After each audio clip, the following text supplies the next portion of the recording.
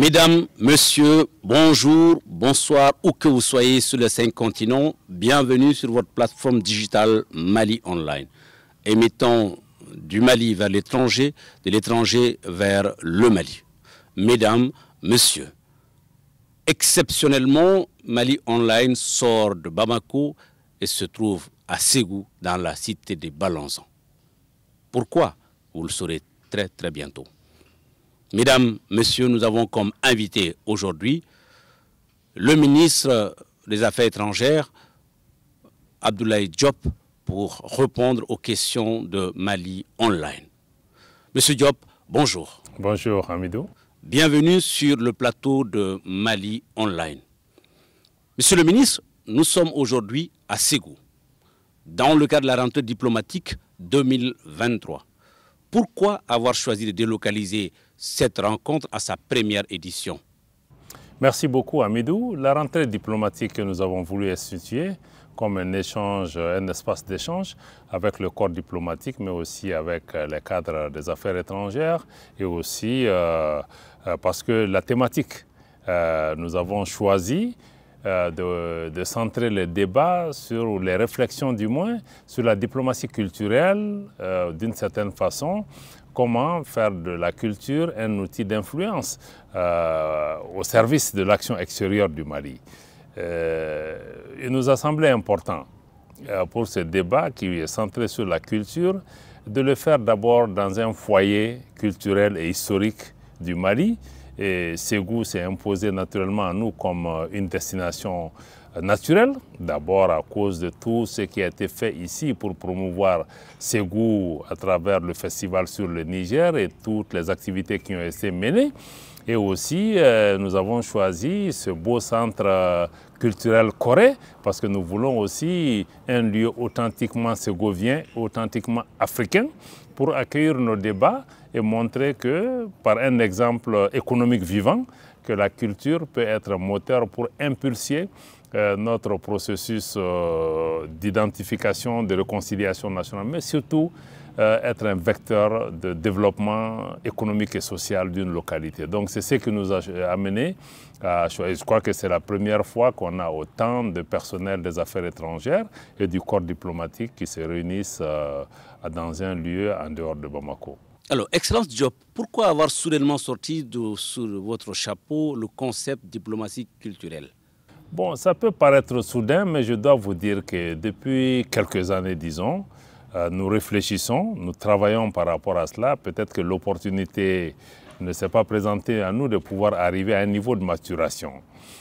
C'est vrai aussi que le processus de transition dans lequel j'ai été embarqué pour porter la voix du Mali à l'extérieur nous a amenés sur des fronts extrêmement denses et intenses, notamment par rapport aux relations avec les voisins, d'autres, les mesures de sanctions. Tout ça ne nous a pas permis d'être dans un cadre serein de réflexion. Aujourd'hui, nous pensons que nous entrons dans une autre dynamique et que nous avons l'espace nécessaire de pouvoir avancer. C'est pourquoi, au niveau du département, on s'est mis ensemble avec quelques personnes et ressources pour commencer à écrire une stratégie de promotion de la diplomatie culturelle.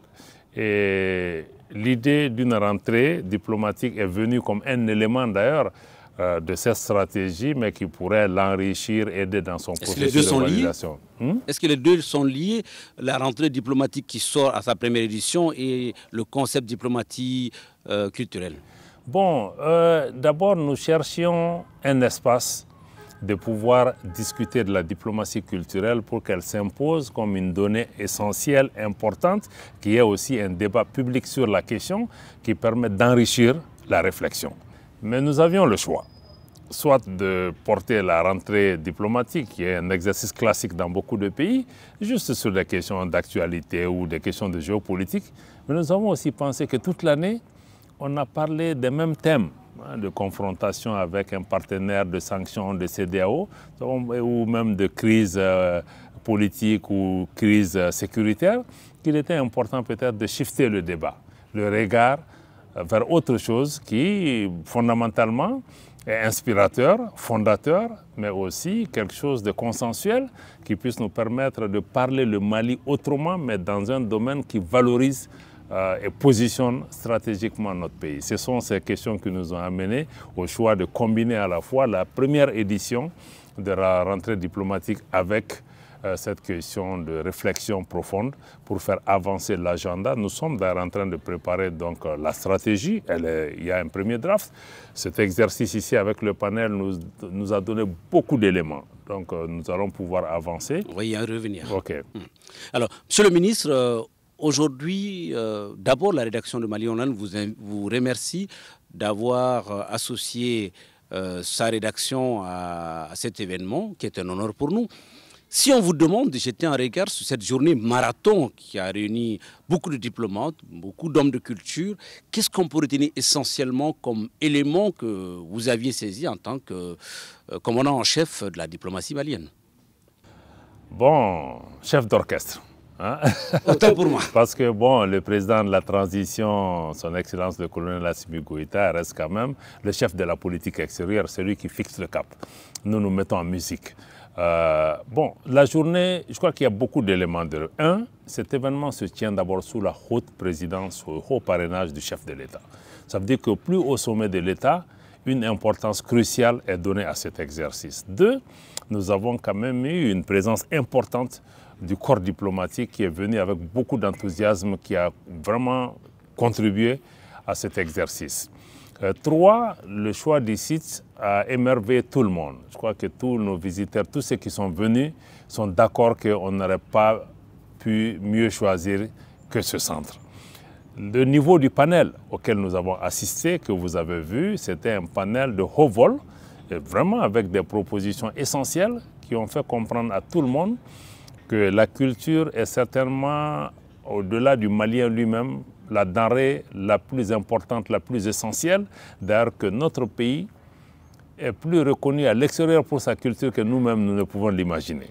Et que nous pouvons en faire un vecteur important pour notre identité, pour notre personnalité, pour notre patrimoine culturel, mais aussi c'est un vecteur important pour la paix dans notre pays, pour asseoir une meilleure compréhension avec le monde extérieur, mais c'est aussi un vecteur économique important. Nous savons que l'industrie culturelle aujourd'hui crée des richesses, crée des emplois, comme le festival sur le Niger, comme ce centre culturel Corée ici, à Ségou, sont des exemples vivants de ce qui est possible économiquement en utilisant la culture, qui est d'ailleurs juste sous nos pieds, mais que nous ne pouvons pas voir parce que nous ne regardons pas la culture comme nous devons la regarder, et qu'aujourd'hui, le gouvernement est dans cette dynamique de nous donner des outils.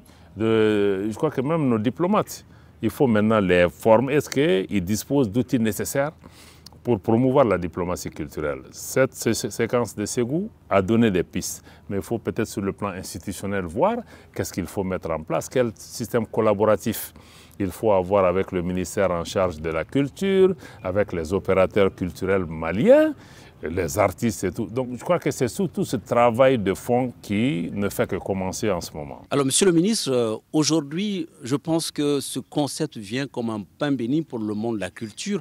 Mais comment est-ce que vous comptez mettre en branle ce processus à travers les chancelleries? On a vu des ambassadeurs, notamment celui de New York, qui a déjà donné des pistes qu'ils mettent en place aujourd'hui. Si on doit aller au-delà de tout cela et harmoniser dans nos chancelleries à travers le monde entier, qu'est-ce qu'on peut faire? Bon, la première chose, c'est qu'il faut comprendre que la diplomatie culturelle est quelque chose que nous faisions, je crois que ce n'était pas conceptualisé. Moi-même, j'ai été ambassadeur, j'ai beaucoup travaillé pour la promotion de la culture au Mali ici. Il y a beaucoup d'ambassadeurs, comme les 2 ambassadeurs que vous avez écoutés aujourd'hui, qui font des choses, peut-être parce que à cause de leur propre ressenti. Ce que nous voulons maintenant, c'est de regarder au niveau de nos ambassades, voir dans quelle mesure ils sont outillés eux-mêmes pour faire le travail. Dans certaines ambassades, les gens ont indiqué que les conseillers culturels ne s'occupent que des étudiants. Il faut aller au-delà, définir de nouveaux termes de référence.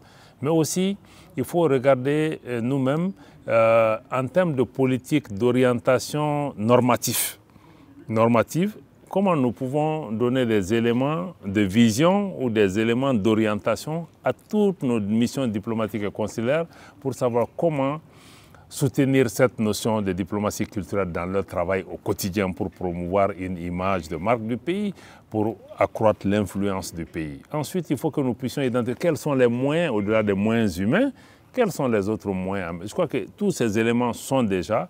Il y a même, nous proposons même des cadres, par exemple, mettre en place un groupe consultatif auprès du ministre des Affaires étrangères qui peut recevoir des personnalités du monde de la culture, du monde diplomatique, comme de la société civile, qui puissent servir d'organes pour impulser, aider, nous conseiller. Parce que, par exemple, les artistes savent mieux quelles sont leurs attentes, qu'est-ce qu'ils veulent que nous puissions faire, bien qu'à l'extérieur, je crois que c'est nous qui avons même plus besoin, parce qu'il y a beaucoup d'artistes comme les Salif Keïta et beaucoup de personnalités, les Oumou Sangaré, qui à l'extérieur sont connus, valorisés, respectés.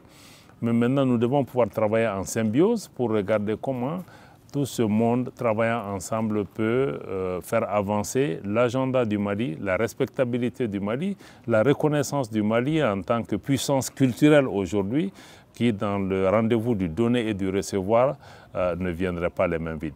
Donc on assistera dans les jours, mois ou années à venir à des ambassadeurs itinérants de la culture malienne avec un statut de diplomate? Bon, on va voir un peu quel contenu donner à ça, mais à minima, je crois qu'il faut que l'État donne une forme de reconnaissance à ces ambassadeurs de bonne volonté, voilà, sous peut-être des formes à définir. Je ne pense pas qu'il faille aller dans une direction où ceux-ci viennent des diplomates classiques, mais comment leur action peut compléter. J'imagine qu'un artiste qui est dans son domaine vit déjà de son art, mais nous avons besoin, si comme Kofi Olomide, ambassadeur de bonne volonté en RDC, si nous décidons de conférer ça à Salif ou à quelqu'un d'autre, donc en plus de son travail qu'il fait avec beaucoup de professionnalisme, il a une mission, un mandat officiel au nom de son pays pour promouvoir. Je pense que c'est une satisfaction personnelle, c'est une reconnaissance pour ces personnes de pouvoir avoir comme mission désormais de faire ce qu'ils sont déjà en train de faire. Ou ce n'est pas que nécessairement ils ont besoin d'un salaire, mais il faut voir quelle structure il faut mettre en place pour pouvoir accompagner cela et même accorder la reconnaissance nécessaire à tous ceux qui se battent et portent le drapeau national aujourd'hui dans le monde entier, souvent de leur propre initiative. Monsieur le ministre Diop, je m'en voudrais de faire ce débat sans ouvrir une fenêtre sur l'année 2022, qui a été une année très tendue au niveau de la diplomatie malienne à l'étranger. Si on vous demande de jeter un regard, qu'est-ce qu'on peut retenir essentiellement? 2022, c'est vrai, ça a été une année particulièrement difficile à cause de la tension que nous avons eue avec la communauté régionale pour les choix politiques qui ont été faits par le Mali pour la conduite de la transition. Mais après cette année, je crois qu'il y a des leçons à tirer. La première leçon, c'est que si on veut quelque chose dans la vie, il faut se battre pour ça. Et au risque d'être un loup solitaire? Je vais en venir à ça. Il faut se battre pour ça et ça a des conséquences, chaque choix.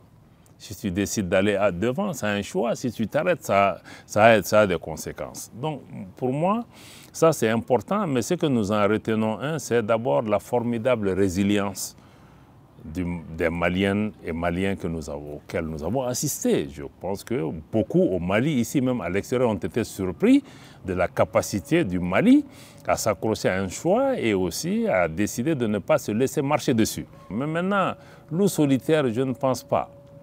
Je ne pense pas, absolument pas. Bon, c'était des moments donnés, c'était temporaire, ces tensions, mais je pense qu'aujourd'hui, nous l'avons vu avec la culture. Nous partageons beaucoup de choses avec même le voisinage immédiat et la culture peut être un vecteur encore pour renforcer les liens avec nos pays, mais nous avons fait des choix où, je l'ai dit encore aujourd'hui, le Mali a des problèmes avec un pays et ce pays œuvre pour faire croire à tout le monde que notre pays est isolé. Malheureusement, certains commencent à croire le narratif que nous entendons de dehors, mais ce pays-là est plus isolé que le Mali. Donc, même si nous prenons la culture, si nous prenons aujourd'hui le combat que mènent les Maliennes et les Maliens, ce combat, il est partagé à travers le monde entier, la diaspora, les communautés maliennes. Pour moi, c'est une question d'état d'esprit. Je crois que je serais très prudent dans ce type de narratif. Bon, on a eu des périodes de tension. Une diplomatie musclée alors? Bon, une diplomatie, ça dépend de l'objectif qu'on cherche à un moment donné. Voilà. Donc nous, on s'est battu avec vigueur et combativité pour la défense des intérêts de notre pays. Voilà. Et on va continuer sur cette lancée. On n'est pas nécessairement à l'offensive contre qui que ce soit. Nous défendons les intérêts du Mali. Et nous allons les défendre avec les arguments qu'il faut, mais aussi avec nos principes. Le président l'a indiqué. Si vous regardez tout ce qui s'est passé au cours de l'année, vous allez voir que nos tensions avec les uns et les autres étaient liées au respect de 3 principes que le président a indiqués. Le respect de la souveraineté du Mali, le respect des choix stratégiques et des choix de partenaires opérés par le Mali, et enfin, la prise en compte des décisions et la prise en compte des aspirations des Maliens dans toutes les décisions prises. Et quand vous regardez les incidents que nous avons eus en cours d'année, c'était parce que des situations sont sorties de l'application de ces principes. Nous en sommes tenus à ces principes. Souvent, il fallait assumer les conséquences qui viennent avec. Je crois que les relations internationales aussi, il n'y a pas de cadeau. Donc, nous voulons aller quelque part, nous, on se donne les moyens, et Dieu merci. Il y a un prix à payer, monsieur le ministre. Quand on muscle la diplomatie, comme on nous a fait, il y a un prix à payer. Est-ce que nous sommes prêts à assumer cette ardoise? Quel est le prix? De se retrouver isolé, être un loup solitaire. C'est ce que je dis, c'est une question de narratif. C'est une question de narratif. Mais sur quelle question vous trouvez qu'on fait loup solitaire? Non. On a quitté le G5, oui, c'est ça que vous appelez loup solitaire. Non, on a quitté le G5 parce que c'est une organisation où le leadership est assuré par un pays qui n'est même pas membre de cette organisation, qui nie les droits du Mali. Bon, appelons le chat par son nom. Aujourd'hui, le déploiement de la France, c'est comme si vous avez abandonné votre principal partenaire en plein vol aussi. Écoutez, je pense que ce terme a été beaucoup plus utilisé par nous par rapport à cela. Et les difficultés que nous avons eues avec la France, c'est essentiellement que ce n'était pas un partenariat qui était sincère, ce n'est pas un partenariat adulte qui permettait au Mali d'évoluer de façon autonome, d'assurer sa sécurité. Au contraire, c'était un schéma de dépendance où on a donné les alertes nécessaires, on a fait des propositions nécessaires pour aller dans la direction que nous souhaitons. Le partenaire n'a pas été capable de s'inscrire dans ce schéma. Nous en avons tiré les conclusions, il en a tiré les conclusions, mais je crois que c'est une bonne chose pour le Mali parce que ce schéma nous amenait droit dans le mur. Donc la diversification aujourd'hui a porté fruit. Les résultats sont tangibles. Le 19 janvier, vous étiez à l'aéroport, vous avez vu les aéronefs qui ont été acquis, à peu près 11, qui ne constituent qu'une partie de ce que nous avons acquis. En 9 ans de présence française, je ne pense pas qu'on nous ait donné un seul hélicoptère et que le Mali puisse acheter sur ses propres ressources plus d'une vingtaine d'aéronefs en 1 an, sous sanction. Je crois qu'aujourd'hui, ça se voit sur le terrain avec les opérations militaires qui sont en cours et les résultats qui commencent à venir. Il y a une nette amélioration. En tout cas, notre armée est plus que jamais dans une posture offensive, capable d'opérer en autonomie avec des moyens aéroportés, les moyens aériens, des moyens de logistique de communication qui sont fondamentalement nos propres ressources. Donc nous sommes capables aujourd'hui de continuer à travailler pour renforcer la sécurité de notre pays. Monsieur le ministre, le dernier point... Avec les partenaires qui le souhaitent et des partenaires sincères et loyaux. Monsieur le ministre, le dernier point, c'est la détente avec la Côte d'Ivoire. Ça avait été très tendu et on a vu aujourd'hui une détente, un dénouement heureux. Quelle est votre pensée par rapport à ce problème et à son dénouement? Je dois dire que depuis le début de cette situation tendue au début avec la Côte d'Ivoire, la position du Mali n'a pas varié. Le Mali a indiqué, que il s'agit de violations ou de débarquement de forces étrangères dans notre pays qui n'ont pas été faites dans des conditions qui respectent la souveraineté de notre pays et que, bon, c'est un dossier qui a été transmis à la justice, que la justice fera son travail, mais que nous comprenons que nos relations avec la Côte d'Ivoire ne se limitent pas à la gestion de ce cas précis. Donc il fallait, nous étions en tout cas ouverts à travailler avec la Côte d'Ivoire pour trouver une solution diplomatique et par le dialogue. Bon, je crois qu'il y avait eu des avancées, il y a eu la libération de 3 soldats et ensuite il y a beaucoup de gens qui se sont mis dans la danse pour d'autres intérêts qui n'avaient même pas intérêt à ce que cette crise puisse se résorber. Ça nous a amené très loin. ces différentes interférences extérieures. Finalement, je crois qu'on est revenu à cette même stratégie où nous avons pu adopter un mémorandum d'entente avec la Côte d'Ivoire qui puisse nous aider à travailler pour renforcer des relations d'amitié, de fraternité et de coopération avec la Côte d'Ivoire et de créer les outils nécessaires pour pouvoir faire le travail, pour renforcer la confiance entre nos deux pays. Aujourd'hui, je me réjouis que nous aurons pu arriver à ce niveau d'apaisement. Il est important que nos deux pays continuent à travailler dans cette direction et aussi que les engagements qui sont pris aussi puissent être respectés pour que nous travaillions davantage à renforcer les relations entre nos deux pays, à amener la quiétude entre nos deux pays parce que nous avons beaucoup d'autres défis à relever ensemble. Mais encore une fois, nous souhaitons que d'autres ne viennent pas mettre le pied dedans parce que nous sommes des pays voisins, nous sommes des pays frères. Et chaque fois qu'on nous a donné l'occasion de travailler ensemble, je pense que nous sommes en mesure nous-mêmes de trouver la solution et nous remercions la médiation togolaise parce que ça a été une réponse essentiellement africaine malgré les positionnements des uns et des autres qui ont essayé d'envenimer la situation au lieu d'apporter une solution. Monsieur le ministre, nous arrivons un peu vers la fin de cet entretien. Si on nous oriente maintenant vers les perspectives, empruntant un mot au président ivoirien Alassane Ouattara, avec ce lancement de la diplomatie malienne ici à Ségou, est-ce que vous allez mettre un peu d'eau dans votre Niamakoudji en 2023 en étant moins va-t-en-guerre? Je pense qu'on n'a jamais été va-t-en-guerre et je crois que le dosage de notre Niamakoudji n'a jamais changé. Je crois que c'est le même. Le Mali fonctionne sur la base de principes. Encore une fois, je rappelle les 3 principes qui ont été édictés par le chef de l'État, c'est ce qui nous guide. On n'a jamais été va-t-en-guerre, y compris avec la Côte d'Ivoire, où nous avons pensé qu'il y a des choses qui se sont passées, qui sont inacceptables, mais nous avons toujours dialogué avec la Côte d'Ivoire, nous avons toujours privilégié le dialogue. Mais encore une fois, c'est une question de narratif, parce que c'est les autres qui pensent que nous sommes va-t-en-guerre, nous sommes ceci, cela. Et vous avez vu que quand les pas nécessaires ont été faits dans la bonne direction, les choses se sont décantées tout de suite. Ça veut dire qu'il y avait des fauteurs de troubles qui faisaient tout pour qu'une solution ne vienne pas. Je ne pense pas que notre Niamakoudji ait changé.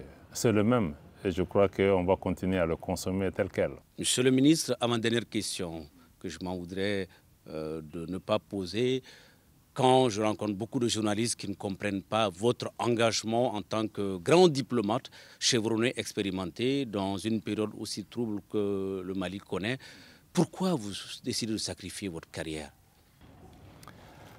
Bon, c'est vrai qu'il y a beaucoup de gens qui posent ce type de questions, mais je crois qu'Abdoulaye Diop est insignifiant au regard de notre pays, au regard des défis auxquels nous sommes confrontés. Et à des moments, je pense qu'il est important, si nous croyons à quelque chose, que nous puissions aussi nous sacrifier, faire les pas nécessaires, parce que je suis fils de ce pays.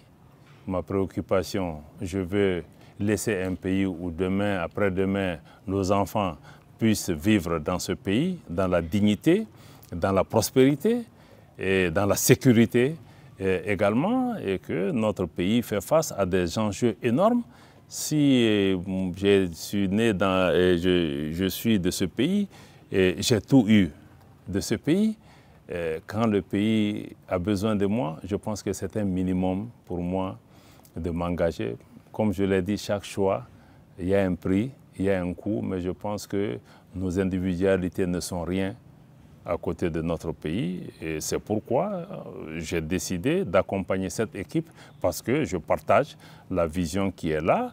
Et je suis convaincu que notre pays mérite d'être respecté, mérite d'être grandi, a droit à la sécurité, et que si mes talents que j'ai acquis en allant à l'école ici au Mali, si ceci peut porter à notre pays, je le ferai pour mon pays. Je pense que je n'ai pas à hésiter un seul instant. Si c'était à refaire, je pense que je ferai tout ce qui est possible. Et pour moi, c'est ce qui est important, que demain, on ne dise pas que j'étais là en spectateur face à une situation où j'aurais pu contribuer et je ne l'ai pas fait. Monsieur le ministre, le mot de la fin.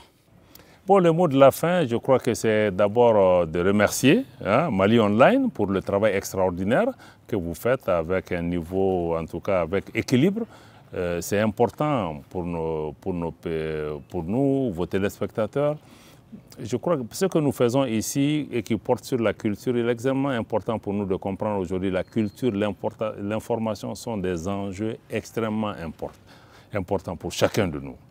Et que pour cela, il faut que nous-mêmes nous ayons un armement moral extrêmement important pour résister à cette désinformation, à même cette acculturation. Pour moi, la culture est une dimension essentielle pour nous, pour comprendre le monde, pour pouvoir résister à cela. Moi, j'espère que le travail que nous allons tous faire, nos pays souffrent plus, à mon avis, de problèmes de perception. Et les gens essaient de nous coller des étiquettes. Malheureusement, beaucoup d'entre nous, nous-mêmes, nous commençons à répliquer ces étiquettes ou à y croire. Je crois qu'il est extrêmement important que chacun de nous, citoyens, les gens dans les champs, partout, que nous prenions le recul nécessaire, que nous essayons de comprendre ce qui se passe autour de nous, l'information ou la désinformation qu'il y a. Il faut avoir vraiment un sens de discernement pour pouvoir comprendre ce qui est en jeu et qu'on ne nous instrumentalise pas nous-mêmes pour pouvoir faire du mal à nos pays. À mon avis, encore une fois, l'information est une donnée essentielle qu'il faut que nous-mêmes nous en soyons les auteurs et que nous maîtrisons notre propre narratif, même si nous ne disposons pas toujours des moyens de communication. C'est pourquoi il est extrêmement important que des Africains comme vous, que les États africains investissent dans les moyens de communication. Parce qu'aujourd'hui, malheureusement, dans le temps, même les colonisateurs ou les forces qui veulent dominer nos pays, ils devaient envoyer des soldats. Aujourd'hui, on ne le fait pas. C'est l'économie de l'intelligence. C'est qu'on veut que vous fassiez, vous ouvrez la télévision, vous ouvrez votre téléphone, on vous dicte exactement ce que vous devez faire. Donc votre téléphone, depuis le matin, fixe l'agenda pour vous. Donc nous devons être conscients de tout ça, que nous sommes dans un monde où nous-mêmes, sans se rendre compte, on devient des instruments d'un agenda inconnu et qui ne sert pas nécessairement notre intérêt. Je vous remercie, Monsieur le ministre Abdoulaye Diop, pour ces questions à bâton rompu. Merci de nous avoir invités ici à Ségou. Et merci également à tous les diplomates, à tous ceux qui ont eu l'amabilité de nous accorder des interviews par-ci, par-là, et avec vous pour boucler la boucle. Merci, Monsieur le ministre Abdoulaye Diop.